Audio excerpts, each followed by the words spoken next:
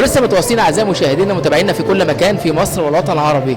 النهارده حدث تاريخي لان معانا ضيفه جميله في اللقاء، فعلا ضيفه مصريه وممثله في مصر في كل الدول العربيه، وخصوصا لسه جايه من المغرب، ممثل مصري في المغرب.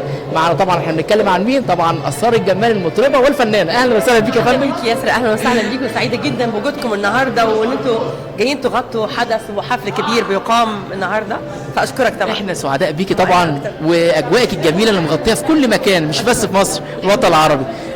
احكي لنا النهارده يعني احتفالك النهارده، وجودك النهارده كان عامل.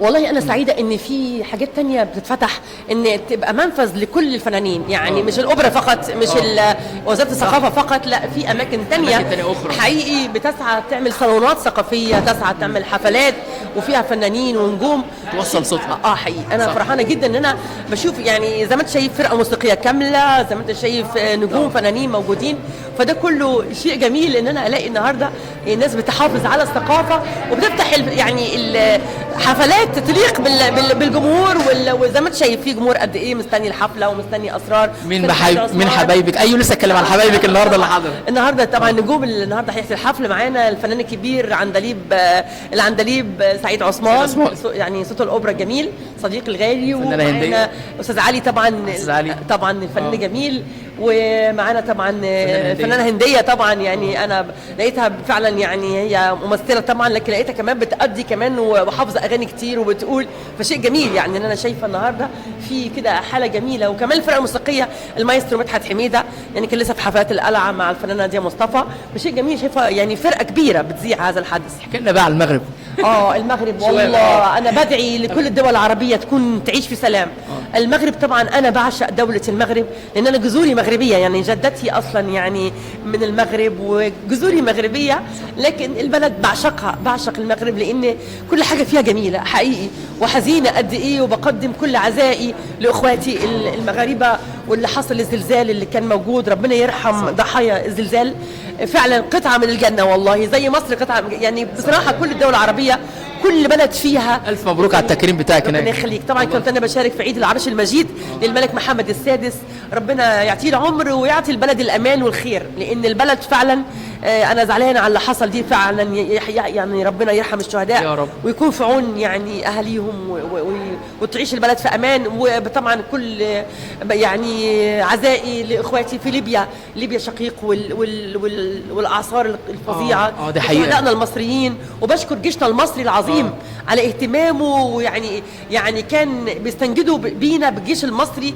فعلا حاجه مشرفه ان جيشنا المصري العظيم الاقيه يعني عامل اسعافات ورايح بكل، يعني احنا برغم نشوف قد ايه اقتصادنا، لكن دعم الجيش الحمد لله على ارض صلبه. فتحيه مني للجيش المصري. اخر اعمالك الفنيه؟ اخر اعمالي الفنيه يعني قصيده لسه مصورها، يعني كنا وما زلنا وسنبقى اصدقاء، دي من الاعمال الجميله اللي لسه عاملاها لمفيد الناصح وخالد العتيبي وتوزيع احمد بدوي. وكمان عملت كمان اغنيه زي شمعة تتحرق للموسيقار الكبير هاني شنوده، سعيده طبعا ان انا هاني شنوده عمل لي حاجه، وكمان وحسن دنيا عمل لي الله يرحم لما كنت بتيجي جنبي تبوس ايديا، الله يرحم لما كنت بزعلك تصعب عليا، الله يرحم لما كنت بتيجي جنبي تبوس ايديا، الله يرحم لما كنت بزعلك تصعب عليا، دلوقتي نسيت ماضيك والدمع اللي في عينيك، لما زمانك ضحك لك كان اول جرح ليا. حسن دنيا طبعا وسعد فكار. الله ايه الجمال ده، الله بجد والله روعه. اخر ما نختم لقائنا بقى طبعا كلمه حلوه كده للدكتور مصطفى الحشاد، تحب تقول له ايه؟ بقول له يا دكتور مصطفى بصراحه انا بهنيك على يعني بجد على اهتمامك بالاعمال الجديده، وكمان انتاج بيحاول ينتج اعمال جديده. بقول له بجد قاعاتك يعني اهتمامك بالقاعات والتنظيم شيء رائع، بشكرك عليه حقيقي. كلمه بقى لاخونا وصديقنا العزيز الاعلامي الكبير، اعلام النجوم والمشاهير، سعيد المليجي. طبعا خلف الكواليس. خلف الكواليس واقف ورانا دلوقتي قدام الكاميرا.